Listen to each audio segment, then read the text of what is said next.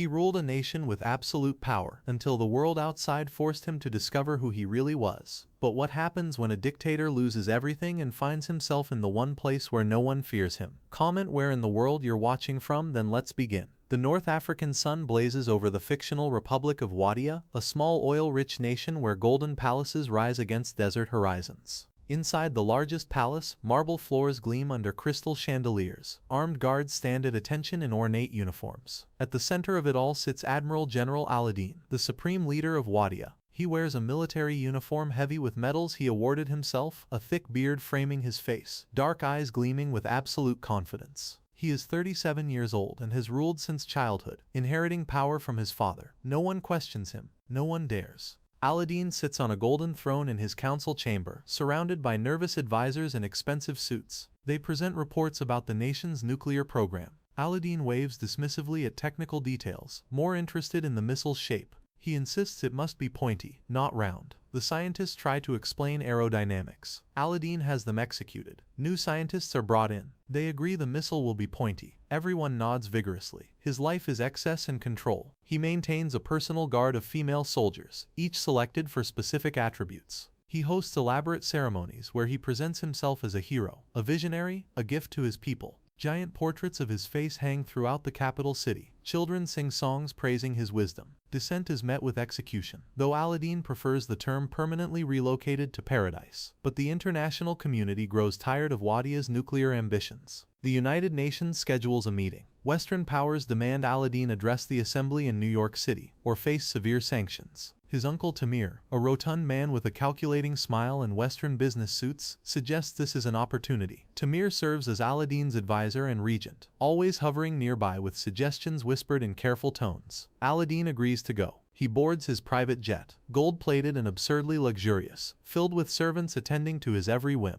The plane soars over the Atlantic Ocean, sunlight glinting off its wings. Inside, Aladdin reclines on silk cushions, utterly confident this will be another triumph. They land in New York. The city sprawls beneath gray skies, buildings stacked like steel mountains, yellow cabs streaming through congested streets. Aladdin's motorcade moves through Manhattan, flags bearing Wadia's emblem fluttering from the vehicles. Protesters line the streets, holding signs demanding democracy, human rights, freedom. Aladdin waves at them cheerfully from his bulletproof limousine, completely missing the point of their anger. That evening, Uncle Tamir suggests Aladdin visit a private barber for grooming before the UN address. Aladdin agrees, expecting luxury treatment. Instead, the barber is a hired assassin, a gruff man with cold eyes and rough hands. He positions Aladdin in the chair, drapes the cape around him. Then he produces clippers. Before Aladdin can react, the man shaves off his iconic beard. Aladdin's face emerges, suddenly bare, unrecognizable. Panic floods his features. He tries to speak, but the assassin moves to eliminate him entirely. A sudden commotion erupts outside. The assassin is distracted. Aladdin bolts from the chair, running into the New York streets in his barber cape. Face exposed, identity stripped away. He stumbles through crowds of pedestrians who don't recognize him. Without his beard, without his uniform, he's just another Middle Eastern man in an unfamiliar city. He shouts that he's the supreme leader of Wadia. People ignore him, sidestep him, assume he's mentally unwell. He wanders through Brooklyn, lost and disoriented. The neighborhood is vibrant, multicultural, filled with small shops and colorful storefronts. He passes a health food cooperative called Free Earth Collective, its windows plastered with progressive slogans about sustainability and equality. A young woman exits carrying groceries. Her name is Zoey. She has short brown hair, glasses, an earnest face full of genuine compassion. She wears practical clothes and radiates activist energy. Aladdin approaches her desperately, trying to explain who he is. Zoey sees a beardless, confused man in a barber's cape and assumes he's homeless or in crisis. Her instinct is to help. She offers him food, asks if he needs shelter. Aladdin is simultaneously offended and desperate. He accepts, having no other options. Zoey takes him to the Free Earth Collective, a cramped organic grocery store run by a community of liberal activists. The space smells like kombucha and fresh vegetables. Employees with dreadlocks and vintage clothing sort produce, discuss political protests, debate vegan recipes. Aladdin has never experienced anything like this. In Wadia, people bow when he enters rooms. Here they barely notice him.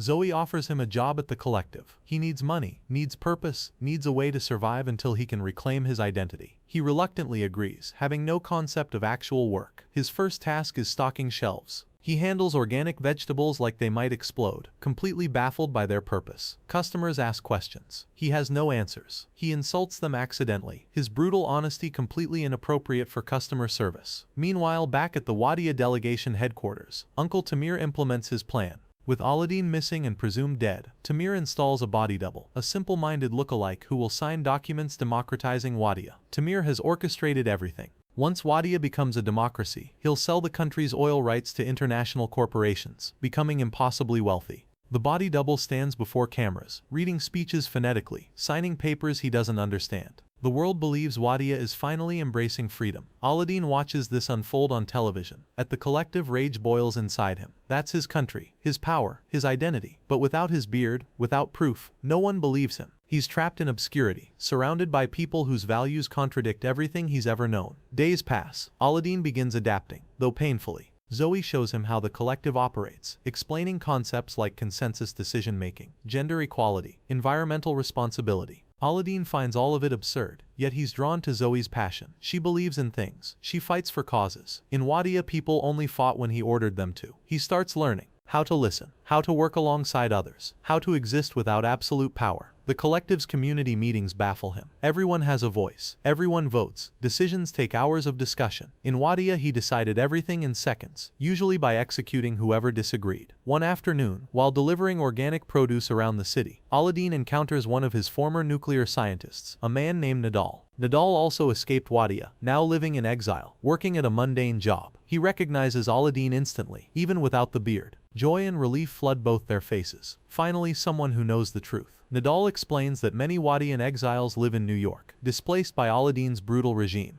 Aladdin is confused. Brutal. He gave them free executions. Nadal patiently explains that most of his former subjects hated living under his dictatorship. Aladdin is genuinely shocked. He thought they loved him. Together they form a plan. Aladdin must stop the UN signing ceremony, where his double will officially democratize Wadia. If he can expose Tamir's scheme and reclaim his identity, he can return to power. But first he needs access to the UN building, which requires credentials he doesn't have. Zoey mentions she's catering the UN event through the collective. It's a major contract, providing organic refreshments for international delegates. Aladdin sees his opportunity. He volunteers to help with the catering, offering enthusiastic assistance for the first time. Zoey is pleased by his sudden work ethic, unaware of his ulterior motives. The night before the UN address, Aladdin and Zoey work late at the collective, preparing food. They sit on the floor surrounded by vegetable crates, soft light filtering through the storefront windows. Zoey talks about her dreams, her activism, her belief that people can change the world through compassion and cooperation. Aladdin listens, something shifting inside him. In Wadia, he changed the world through fear and force. Her way seems impossibly naive, yet somehow affecting. She asks about his life before New York. He deflects, offering vague half-truths. She senses mystery but respects his privacy. They share a moment of quiet connection, two people from incompatible worlds finding unexpected common ground. The next morning, the UN building rises like a glass monument to international diplomacy. Security is intense. Delegates from every nation stream through metal detectors. Protesters gather outside holding signs about Wadia, demanding accountability. News cameras capture everything. Inside, Aladdin wears a catering uniform, pushing a cart of organic snacks through marble corridors. Nadal accompanies him, disguised as kitchen staff. They navigate through security checkpoints, Aladdin's face still unrecognizable without his signature beard. His heart pounds. This is it, his chance to reclaim everything. In the Grand Assembly Hall, hundreds of delegates fill tiered seating. The body double sits at the Wadian delegation table, flanked by Uncle Tamir. Tamir's face radiates satisfaction. Soon he'll control Wadia's wealth. The double mindlessly munches on snacks, oblivious to the significance of what he's about to sign. Aladdin and Nadal slip through service entrances. They need to reach the main floor before the signing ceremony begins. Aladdin spots Tamir across the hall, his uncle's eyes scanning the room confidently. Rage surges through Aladdin. That traitor, that backstabbing relative who pretended loyalty while plotting this coup. Suddenly Zoey appears, managing the catering operation. She sees Aladdin acting strangely, whispering urgently, with Nadal clearly planning something beyond food service. Confusion crosses her face. She approaches asking what's happening. Aladdin hesitates. How can he explain? The ceremony begins. A UN official approaches the podium, announcing the historic moment when Wadia will embrace democracy. Applause ripples through the assembly. The body double stands, walking toward the signing table. Tamir beams. Aladdin breaks away from Zoey, sprinting toward the floor. Security guards react immediately, moving to intercept. He shouts that he's the real Admiral General Aladdin, that this is a conspiracy, that his uncle is betraying Wadia. His voice echoes through the hall. Delegates turn, confusion spreading. Security tackles him, but Nadal and other Wadian exiles create a distraction, pulling fire alarms, causing chaos. In the confusion, Aladdin breaks free, reaching the podium. He grabs the microphone. The body double stares at him, dumbfounded, seeing his own face. Aladdin begins speaking, his voice raw and desperate. He explains the plot, exposes Tamir's scheme, reveals the truth about the body double. The assembly erupts in confused shouting. Tamir tries to flee but is blocked by security. Evidence corroborates Aladdin's claims. Slowly and possibly, the truth emerges, but then something unexpected happens. Aladdin, standing before the entire world, microphone in hand, doesn't simply demand his dictatorship be restored. He pauses. He looks at the assembly, at the delegates representing nations with elections, with freedoms, with the kinds of systems Zoey spent weeks explaining to him. He begins a speech unlike any he's given before. He talks about democracy, but with brutal honesty. He points out that many democratic nations also have corruption, corporate control, wealth inequality, systems where the powerful manipulate the powerless through different mechanisms than dictatorship. His words are uncomfortable, satirical, provocative. The assembly sits in stunned silence, but he concludes by acknowledging that perhaps Wadia needs change. Perhaps absolute power corrupts absolutely. Perhaps he's been wrong. The admission costs him everything, yet he makes it anyway. The assembly doesn't know how to respond. Tamir is arrested. The body double is removed. Aladdin's identity is confirmed. But the question remains, what happens now? Aladdin steps down from the podium, exhausted, uncertain. Zoey watches from the catering area, her eyes wide with realization. She finally understands who he is, what he's done, the complexity of what she just witnessed. Their eyes meet across the crowded hall. Later, outside the UN building, Aladdin stands on the steps as evening descends over New York. The city lights flicker on, creating a galaxy of artificial stars. Zoey approaches cautiously. They talk, voices low, trying to make sense of everything that's happened. She asks what he'll do now. He doesn't know. Return to Wadia and try to rule better? Stay in exile and try to be better? The answers aren't simple anymore. She tells him that change is possible, but only if he truly wants it. He nods slowly. For the first time in his life, he's uncertain. Then somehow that uncertainty feels like growth. They stand together on the steps, two incompatible people whose brief intersection revealed truths neither expected. The city moves around them, indifferent and eternal. Aladdin is no longer the supreme leader who knew everything. He's just a man who discovered that absolute power means absolute isolation, and that sometimes losing everything is the only way to find something real. The camera holds on his face, beardless and vulnerable, as night fully settles over New York. He's lost his dictatorship, his certainty, his carefully constructed identity. But he's gained something far more valuable and terrifying, the possibility of becoming someone new. Back in the early days at the Free Earth Collective, before Aladdin understood anything about the world outside dictatorship, there was a moment that crystallized his confusion.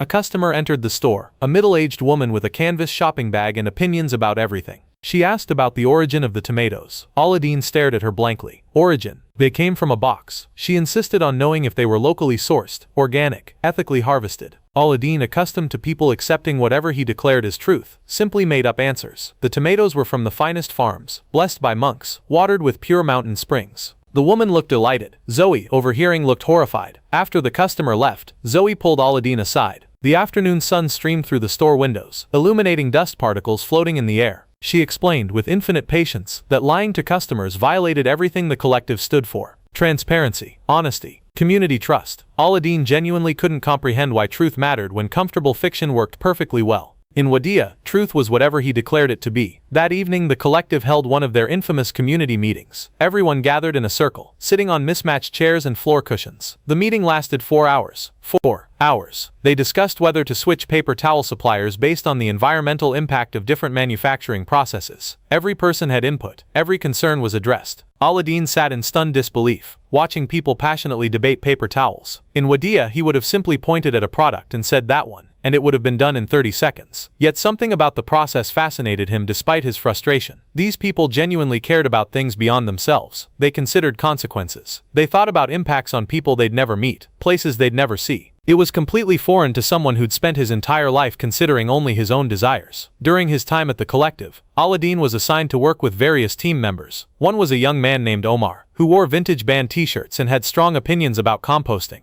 Omar was Wadia by heritage, though his family had fled the country before Aladdin's father even took power. They never discussed politics directly, but Omar's existence represented everything Aladdin's regime had destroyed: families displaced, lives disrupted, futures stolen. One afternoon, sorting recyclables in the back room, Omar mentioned casually that his grandmother still told stories about the old Wadia, before the current dynasty. She remembered markets without fear, conversations without surveillance, a country that existed before dictatorship became its defining characteristic. Aladdin listened silently, something uncomfortable churning inside him. He'd never considered that Wadiyah had existed before him, would exist after him, was bigger than his personal narrative. There was also a moment with Zoey that neither of them fully acknowledged but both felt. They were closing the store late one evening, the New York streets outside transitioning from day's chaos to night's different energy. Homeless individuals passed by the windows. Emergency sirens wailed in the distance. The city revealed its grittiness and its grace simultaneously. Zoey was calculating the day's receipts by hand, refusing to use the computer for such simple math. Aladdin watched her work, her face concentrated, her movements efficient. She looked up, caught him staring. "What?" she asked. He couldn't articulate it. In Wadiyah, women existed for his pleasure or his purposes. They were objects in his world's equation. But Zoey was neither. She was fully herself, asking nothing from him, offering help anyway. She had power without demanding worship. She had convictions without requiring his agreement. She was in every way his opposite. And for reasons he couldn't name, that opposite attracted him more deeply than any of his carefully curated palace companions ever had. "Nothing," he said. You actually believe this all matters. The recycling, the community meetings, the organic vegetables." "Of course it matters," she replied, confused that this would even be a question. "Everything we do matters. Every choice affects something else." Aladdin had lived his entire life believing he was the only thing that mattered. Her worldview suggested he might be wrong. The days before the UN confrontation carried a different weight. Aladdin, now committed to reclaiming his position, began reconnecting with the Wadiyan exile community that Nadal had introduced him to. They met in a basement restaurant in Queens, fluorescent lights buzzing overhead, the smell of familiar spices filling the cramped space. About 30 exiles gathered, representing every generation and grievance. When Aladdin entered, silence fell like a guillotine blade. These were people who'd fled his regime, lost family members to his whims, rebuilt lives from nothing because of his cruelty. Their faces showed fear, anger, confusion. Why was their former dictator standing in their sanctuary? Nadal spoke first, explaining that Aladdin needed their help to prevent Tamir's plot. The room exploded in argument. Why should they help him? Why should they care who ruled Wadiyah?